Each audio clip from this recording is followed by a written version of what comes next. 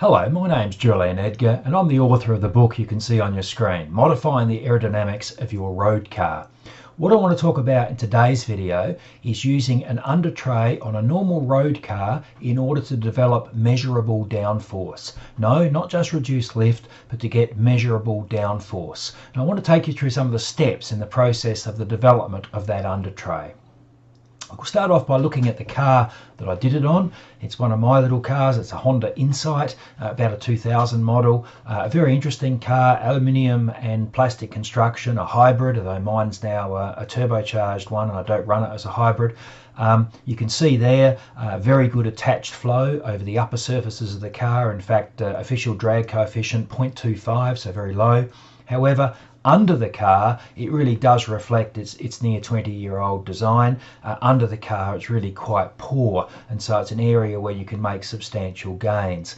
Here's a view of a standard car from the back, looking underneath. You can see that the petrol tank, which is the black object, has a little spoiler on it, but that's about all there is for aerodynamics at the back of the car. You can see that the spare wheel well is all exposed, the muffler's exposed, the bumper hangs down and acts as a bit of a parachute. It's really not very good at the rear of the car. Looking further forward on the left and the right, you can see that there are factory under trays basically between the two axle lines. And if we were able to see even further forward, we would see that there's only a small under tray that only partly covers the underside of the engine and only partly goes up into the wheel arches.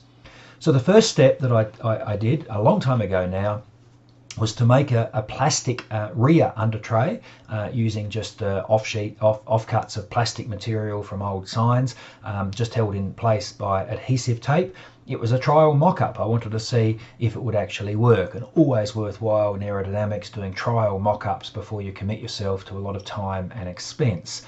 So you can see the exhaust pipe is left open. Don't tend to cover exhaust pipes, especially further forward on the car, because they can get very hot and therefore set fire to your under tray potentially. But you can see also that I've got little spats in front of the wheels, little deflectors in front of the wheels, and the under tray curves upwards at the rear to join the rear bumper. Well, did it work? The answer is no, it didn't. I could detect absolutely no change in the behaviour of the car after I fitted that under tray. Fuel economy was not improved, stability was not improved, nothing I could feel made any difference after that had been fitted. So I took it off and I shrugged and I said, oh well, I tried and it didn't work. Now, when it came time, some 12 years later, to write the book on aerodynamics, I thought I should revisit the little Honda and try and do a better job. And this time I started at the front of the car. Now, if we look at the front of the car, whoops, going too far. If we look at the front of the car, this is a very interesting photo. In the background are the original factory under trays near the electric drill. So you can see there's a little aluminium under tray right at the front. Some little projections that go up into the wheel arches left and right, and then the small plastic under trays that come rearwards where the electric drill is. The gap where the drill is where the exhaust pipe and the sump of the car, the oil pan of the engine come out, and you can see that they're really quite small. Directly behind it, closer to the camera, you can see the new front under tray that I built. Now you can see it's huge in comparison to the original factory under tray. The projections up into the wheel arches are much larger, blocking off the wheel arches from the underside of the car. You can see that the under tray comes back solid rather than having the big gap in the middle, and then the gap you can see is where the exhaust pipe comes out. So a much bigger under tray than the original factory under tray. Now, when I fitted that, I could immediately detect that in fact the aerodynamic performance of the car was changed. And I'll describe how I did so in a moment, but I was able to actually measure a little bit of downforce. The car was actually being forced downwards on its front suspension as I went faster. Now, think of what that front under tray is doing compared with the original one. We're now entraining the air and we're guiding it under the car much more smoothly than was being achieved by the original under trays. And that air can then pass onto the factory under trays either side of the middle of the car, between the axle lines, and so the air reaching the rear of the car is now quite different to what it was with the car standard. Then when I made a rear undertray, of course its performance was dramatically different to the plastic one. And I think the major reason for the dramatic difference is the fact that the front undertray was able to feed smooth air to the rear undertray. Always think of the car as one continuum. Don't think of it as bits and pieces underneath. So if we look at this photo of the rear undertray, you can see I supported it with a square tube steel frame that I welded up. The span across the fuel tank and the rear suspension was too great for the plastic to hold its shape on its own. I used 2mm and 3mm ABS sheet for my undertrays. What you can't see is the bottom part of that undertray, which is towards the back of the car, down the bottom of the picture near the electric drill. That actually slopes upwards. It acts as a rear diffuser. The big crescent-shaped opening up the top is for the exhaust pipe. Again, don't want to enclose exhaust pipes towards the front of the car when they can still be very hot. So a very big undertray and dramatically different to what we have seen. Here it's fitted, and compare that photo with the photo I showed you earlier of the rear of a standard Insight underneath. And you can see the flow is going to be guided much better. So looking down towards the front of the car, here we're looking at the back of the car, but if you follow your eyes to the front of the car, you can see the front undertray in place.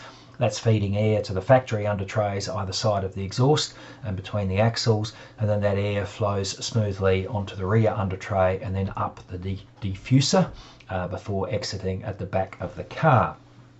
Incidentally, this car's now been fitted with air suspension and it's at full droop, so the spring, the bottom of the air springs that you can see, those round housings, they're normally flush with the undertray rather than hanging down in that particular way. Looking at the front of the car with the new undertray in place, you can see A, its expanse, and B, the fact that it does have those projections that close off the inside of the wheel arches. Not completely, you still have to have drive shafts and steering arms going through and so on, but it certainly closes off some of the big gaps that were there. And if we look at the rear undertray, this is a photo taken with the rear spat off and with the rear wheel off. You can see the air spring directly behind the brake drum, but the arrow points to the new undertray and you can see the amount of gap that it actually covers up. You can also see in this shot a heat shield around the muffler, but that heat shield is primarily for protecting the air spring. Incidentally, you might wonder why the muffler is above the undertray when I said to keep the exhaust exposed. You can see the huge gap between the quite small aftermarket muffler and the undertray, and the fact that the undertray is held in place with the steel frame means it cannot move, it cannot deform and distort and touch the muffler, and the undertray at that point stays quite cool. But as I say, I wouldn't cover an exhaust pipe further forward on the car because certainly those exhausts can glow red hot. Okay, how am I assessing the effectiveness of the undertray in terms of developing downforce? So I've been talking about downforce, but how is it actually being proved? This is a suspension height sensor. This is one of the two on the front suspension, one each side at the front of the car. I run a single rear one, which works off the torsion beam rear axle. I fitted these height sensors to control the air suspension. As I said, the car is equipped with air suspension, and these height sensors allow the suspension to be kept at a constant level, irrespective of the load in the car. But by monitoring the signal output of these sensors, I can also tell if the car is being compressed on its suspension as I go faster.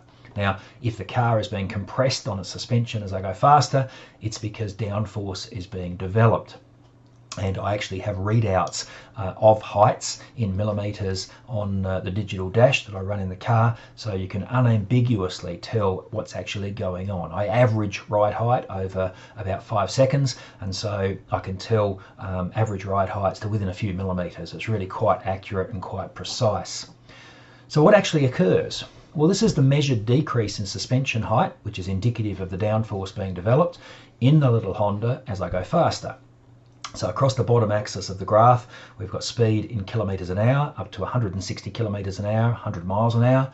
And up the left-hand axis, the vertical axis, we have suspension height. The blue line indicates front ride height, and the browny orange line indicates rear ride height. So if we look at the front, we can see that when the speed is 0, the measured suspension height was about 55 millimeters. That's 55 millimeters above the bump stops.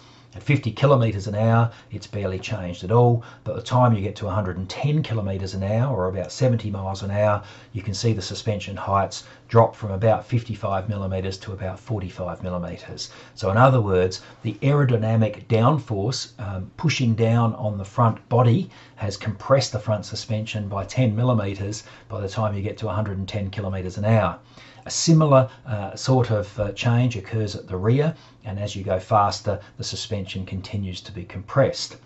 Now you might wonder, if you know anything about aerodynamics, why the amount of suspension compression doesn't go up more rapidly with speed. It almost looks linear here, doesn't it?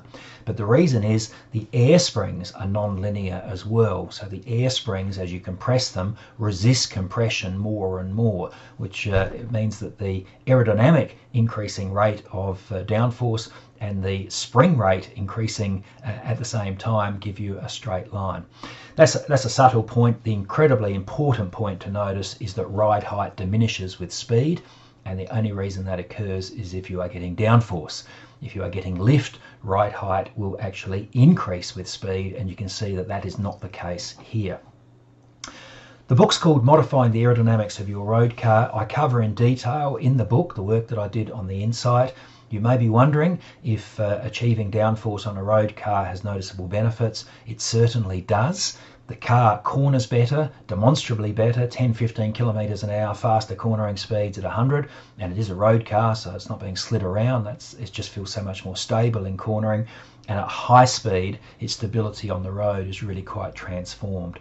Working underneath the car using undertrays is so much easier than working on the upper surfaces of the car. One simple reason is you don't have to worry about aesthetics. You don't really have to worry about what it looks like, and you've got so much area under the car that even a small decrease in pressure means a big change in the way the car behaves. All covered in the book, Modifying the Aerodynamics of Your Road Car. I worked on the book with a professional aerodynamicist, R.H. Barnard, and he certainly contributed quite substantially to the coverage, especially in the more technical areas. I recommend the book to you. Thank you.